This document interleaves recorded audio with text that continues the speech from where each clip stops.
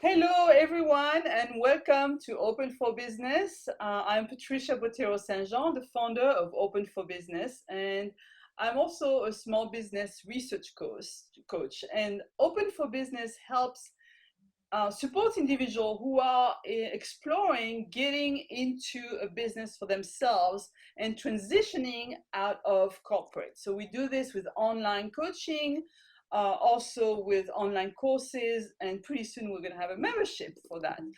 But one of the way we provide additional expertise to our members is with subject matter experts in the world of business ownership and also in the world of career transition. And today we have such an expert. We have Johanna Wise. And it's a great pleasure to have you here today, Johanna. Welcome to Thank Open you for so much. Business. Yes, I'm excited to be here. Thank you. And we are too. So Johanna really, is an expert in terms of transitioning into a new career. And let me make sure I don't forget anything. You are an international career transformer. Is that correct? That's correct. Awesome, awesome. So, and you're the CEO of Connet Work Thrive. This Correct. is a company that provides resources to women and also to men, or Yes. just women. Yes. Anyone in career transition. Anyone in career transition who had a career gap for whatever reason and who are also considering changing career. Correct. Yes. Joanna curates and hosts nationwide events, including Find Work You Love conference. And I've been to one of your conferences, and they are awesome. Thank Great you. people and great presentation, very useful. Also, career transformation summits, the Workforce Diversity Summit at Microsoft. Correct. And you also host or you participate in local and nationwide celebration of 40 years of women at Yale. Yes, we were very proud of that. And your academic achievement includes a BA in applied mathematics Correct. and Yes. also an MBA from Stanford University. Correct. And your career is including as a financial analyst at Goldman Sachs and Lehman Brothers in New York, management consulting at Bain and Company in Boston, and also brand management at Frito-Lay in Dallas. So you have a glorious career, and then you decided to take a break and raise your children. You took a sabbatical. So you're very familiar with the situation and what it feels like to have a brilliant career and then to take a long break. How many years were you on sabbatical to raise your kids? Well, I actually only stayed home full time for a few years. And after that, I started doing marketing projects on as I say, on a project basis. However, I found when I was back to wanting to get back in the workforce full time, those projects were actually not really considered as legitimate work. Really? No, that combined with all of the volunteer experience that I'd done, which was very impactful, raising hundreds of thousands of dollars for various different groups, that was also not seen as being having any value. So what I learned was, at first I thought, gee, the world is not valuing stay-at-home moms and dads. And by the way, if it's tough for a mom to get back in the workforce, men have an even tougher time when they say they stayed home with children. So it's definitely a problem for both genders. Right. What I realized though is I myself was also not doing a particularly good job of describing what I had done when I had stayed home and did volunteer work. So it was a double-edged sword. I learned that there were things I had control over and I needed to manifest that. And I got coaching help. And that's where I realized the value of working with someone in that regard. Right, right. And I did the same thing. I took a break after a career and it was really difficult. And a career coach really helped me. It took me a while to really realize what went on, but really helped me too. She told me, she said, you've been an entrepreneur, a business owner your whole life, and you're thinking of going to the workforce. Nobody wants to hire an entrepreneur. It's like, okay. Yeah, yes, So, yes, yes. yeah, anyways, your career is named Connect, Work, and Thrive. So I think within that, there's a lot of philosophy behind it that applies to how you help your customers or your members get back into the workforce. Do you want to expand on that philosophy? Absolutely. So the company is called Connet Work Thrive because what I have found is having a connection with someone is going to enable you to find your next opportunity better than simply applying on random job boards or sending a resume to a random recruiter somewhere. They don't know you, they don't get you. So a lot of what I do and the superpower I have is that over the years, I've connected with over 18,000 first level connections on LinkedIn. Wow. Okay. So I can pretty much find someone at almost any company in almost any function to connect you with as you go through your job exploration. And Interesting. these are not necessarily people who are hiring you. What they are is they're people who would probably understand your perspective and be willing to help you on your journey. Okay. Okay. So let's say you've been out of the workforce for a while and you want to get back into marketing again. Okay, and that's where you came from. It's helpful to talk to someone who's in that position now to give you an idea of what it might take. Do you need to take a class to up your game? Mm-hmm. Okay, how has the nomenclature changed? I know in consulting, the terminology we used back in the day at Bain and Company is not the same terminology that's used now. You need to integrate that into your vocabulary as you're talking to people. The concepts are the same. Right. The names have changed. And this is why I say it's so important to bring yourself up to date in your industry so that you can present yourself as good as possible. And by connecting with people who are willing to help you in that way, you can up your game very quickly. You increase your network. And many of the people I connect you with are people who were in your position a few years ago. Guess what? They are very happy to help you. They know what you're going through. Right. Okay. Right. And if they are willing to help you, oftentimes they will recommend you to someone that they know could use your skills. And they will give you a little bit of coaching to help you get along. And by the way, a personal recommendation from someone is the best way to find your next opportunity.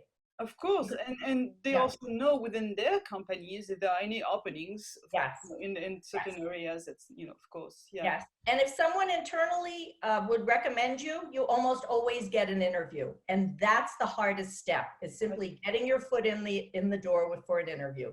That's a good point. And so how, so you help people find connections. How, tactically, how do you actually help them in your programs? So we start out by really understanding a sense of your values. Everybody has values. Everybody pretty much has the same values. They tend to be rank ordered in a different way. Some people are very motivated by their salary. Other people are motivated by recognition. Right. Other people are motivated by impact. So once you begin to understand that and you communicate that clearly, people that are looking for someone with your personality type and the kind of impact that you would make on their organization will find you. Because let's face it, there's a human component to finding a job. That's why it's called human resources. And we forget about that. We just think about a job as being in a vacuum. Guess what? There's a person or a team of people behind every job. And those are the people to connect with. Mm-hmm. Okay. And so, if you were only hired for your skills, people would only hire you based on your resume. There's a reason there's an interview component. And there's much more to it. Of course, I've hired people not in the corporate world, but I've hired people to work for my company. And really, the personality and the behavior is really way more important than the skills often. Yes. So that's what you don't see in a resume or on LinkedIn, for example. But you should see it. And that's where people are missing it, because the places that you can see it, for example, on LinkedIn, that whole summary or about section really should be like the trailer of a feature film, right? Or the first few pages of a novel. You decide at some point, are you going to read the rest of that book or watch that movie? Same thing when someone looks at your profile. Are they going to scroll down to that dry as dirt experience section? They're only going to do it if you have put the time and the enthusiasm into your about section or your summary section to make people feel, wow, this is a real go-getter. This is an energizer. This is someone I'd love to work with. I wonder what she does, and then read more about your skills. So there are definitely ways to draw people in, and people don't utilize it, especially on LinkedIn. Right. And so you coach them into repositioning their LinkedIn resume as Yep. well. And is Oh, it big like time. Yep. one-on-one or group coaching or classes? How do you accomplish that So goal? I do it one-on-one, and I've also more recently started putting small groups of professionals together, and Oh, I found that to be the most powerful. If right. you take 3 to 4 people on a career journey, not from the same background, you can take an attorney and an engineer and an artist and a dentist and decide, put them all together. Now they're all can-do people, but they all see the world a little differently. Hmm. And it expands your horizons when you see the world from someone else's perspective. Right. It's true. And That's so what I hear is that it's the best discussion these people have had since either undergrad or graduate school. right. It opens up their world. Yep. So that's the big difference between engaging you and basically throwing your resume out there. And do you have examples of success stories of people? I know you and I talked about. You give me some examples, and I'm sure our audience would love to hear, Yeah. of success stories in someone finding a job finally after working with your company. Yeah. Yeah. A couple of different ones. One is a gentleman who was out of work for 4 years. He had run a company, sold it, and managed to sell it just around the time of the recession. And over 4 years, he had reached out to his entire audience, his network, and he wasn't able to find his next opportunity. So we started working together on him positioning himself better on who he is and his strengths and how he works, rather than constantly retailoring his resume to fit any opportunity he saw. Instead of being a chameleon, be who you are and draw people to you. Anyway, net, after I made 40 introductions, 40 for him with different people in my network, and he ended up finding a position as CEO of an Alibaba funded company in Mountain View. And Wow. this is how it worked. The Wow. founder of that company wanted to start another company, but he was afraid his investors would freak out. So when this gentleman walked in the door with the skill set that he had and the history he had, the founder realized that this was a perfect transition for him to move on, because this gentleman could bring the company to the next level in a better way than the founder could. So it was a win-win situation. It was nothing that you would have found any other way, because the founder was afraid to talk to people about wanting to transition off. And this is why I say finding a job is a job. You have to get out there, reach out to people. You don't know the hidden opportunities that are there. And this is one of them. Right. And we found this over a 3-month period. Wow. So yeah. Yeah. So I'm sure today I mean, have you noticed a difference with this latest pandemic? And some people have lost their jobs. Some people are, maybe thinking of changing career or maybe thinking of starting a business. And I work with people who want to start a business, usually, and a lot of what you do in finding a career is very similar to identifying the perfect business for you. It's really not about finding a business that's profitable. It's about finding a business that fits you, that Yes. really capitalizes on your strengths, but Yes. also is in alignment with what you want your life to be like. So a Yes. lot of what you do is similar, but you're doing on the career side. I'm doing on the Yes. business, a small business side, not big business, but small business. Yes. So yeah, and I'm noticing a lot of people are a little bit more concerned right now with the pandemic and starting a business. Some are looking at it as a great opportunity. So Yeah. where are your customers, your clients, where do they fit? Yeah. So a lot of what's happening now is we have to sit back and think in what way we need to pivot.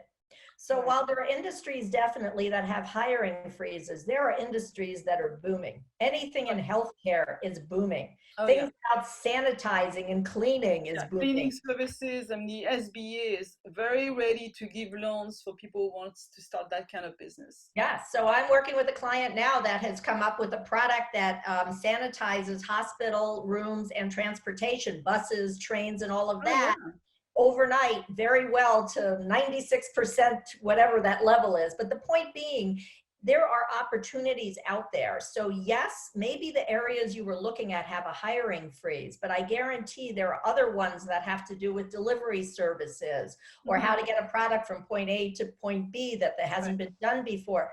There are a lot of opportunities for can-do people. And companies look and hire people based on, I find, two attributes. Okay, it's attitude and aptitude. Aptitude is, can you do the job? And attitude is, will you do the job? Okay, and so when people pivot to another area, they just simply have to say, you know what, I haven't done this in healthcare, but I did this in this kind of a function, in this kind of an industry, and here's how they overlap. Here's where I see that my expertise is going to help you here. So yes, I do find, so the first thing is there are people pivoting. And the second thing is you brought up is there are people that are definitely thinking, you know what, now's the time where I've got a little breathing room to start my business. And they're sitting back and saying, what is that? And it probably, as you have also said, once they understand what really motivates them and where they thrive, which is why thrive is the third word in my company name. Yeah, I love it. I love it. The fit just falls out, doesn't it? I mean, as you start doing that, you start with a broad net and it becomes smaller and smaller until you just find something that fits for them so well. They know that it's good for them. And what has changed for them, probably you see with yours and I see with my clients, is in the past, people have changed themselves to fit what someone else wants. Okay. That's so true. Yeah. And if you constantly do that, you will constantly find yourself in a situation where you're not thriving. You're not happy because you are building someone else's dream. You are not building your dream. And unfortunately, it's more difficult as you get older because you have responsibility and you're kind of more stuck in a way of where you've been railroaded into that path, whether it's from childhood tapes that we still play in our heads that, okay, a job is more secure than a business. And it's like, how is that more secure than a business when somebody can lay you off overnight? Absolutely. And you go from 100% income to 0% income, right? Absolutely. At least in the business, you have some power to influence the outcome. So, but yeah, it's true. A lot of people choose career or even choose businesses not for them, but based on what other people would think, whether it's their family or whether it's just the social environment that they are in. Yes. So, Yes. So yeah, so they all have one thing in common. So they want a transition, a pivot in their life and career. And today, we're all forced with a question of challenging the status quo. I mean, this is going to change a lot of things in our world.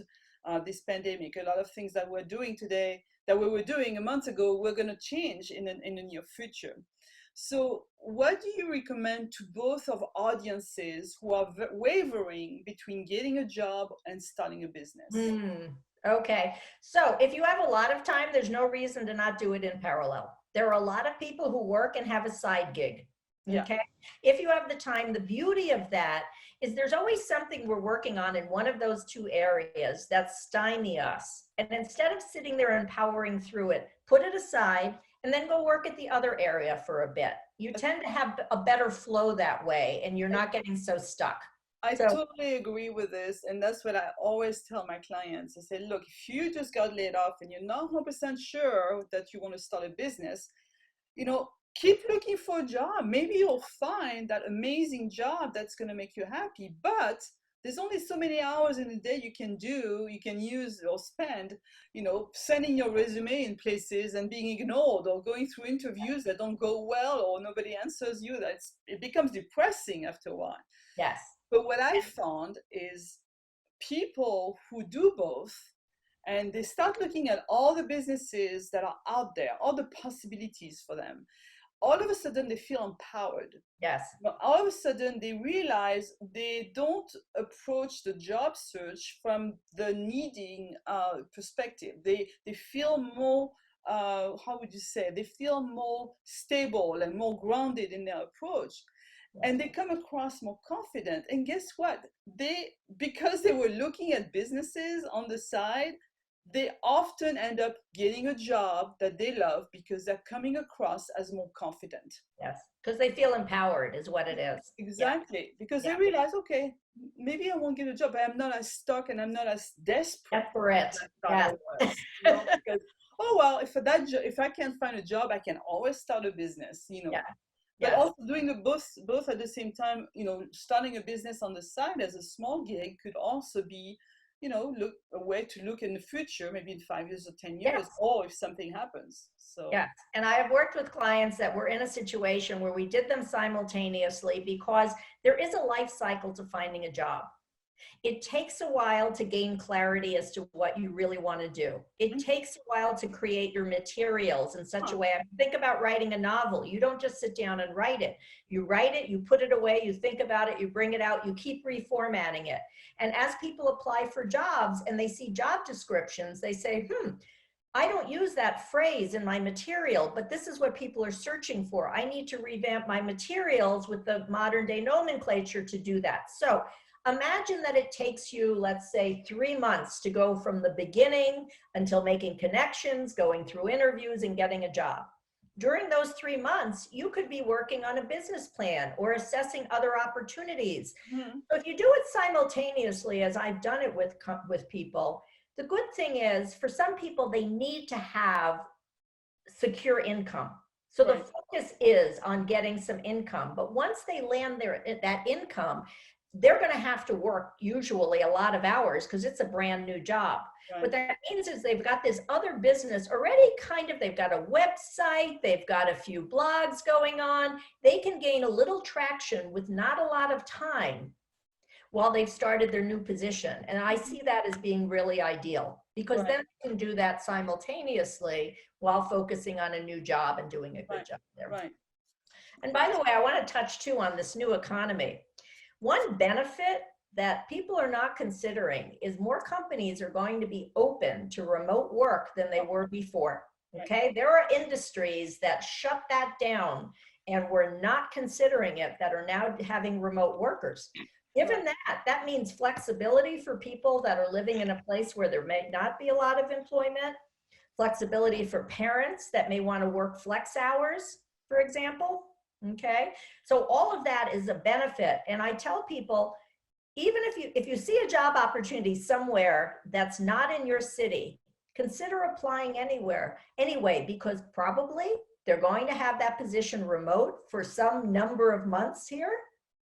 And you never know if you can't turn that into a full-time remote opportunity where maybe you fly there once a month for several days where you're in person and then you come home. You don't know, right?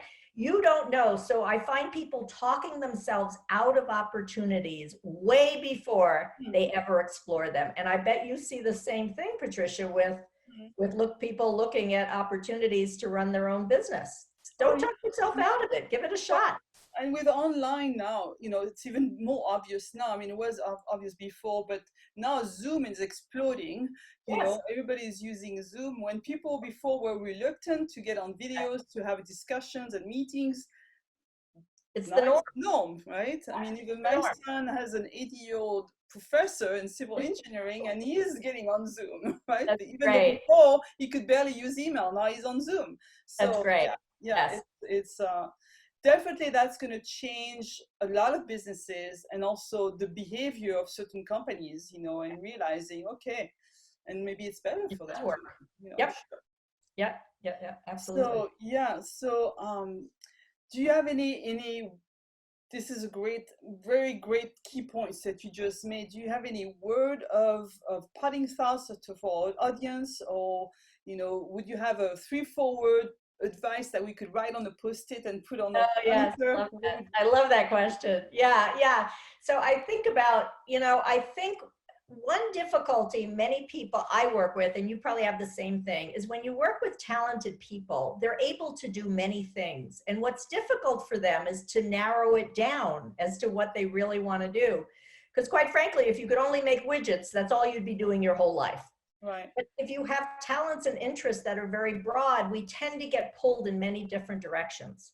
True. So I love Stephen Covey's quote, and I'm going to paraphrase it here, but basically the way to determine what you really want to do is to learn the fine art of saying no. And the only way you can say no is when you really understand your greater yes. So Oh, my suggestion is to take what your greater yes is, put that on a Post-it note and put it above your desk or put it on your computer. And every time you think of being swayed to go do something else, say, is this part of my greater yes?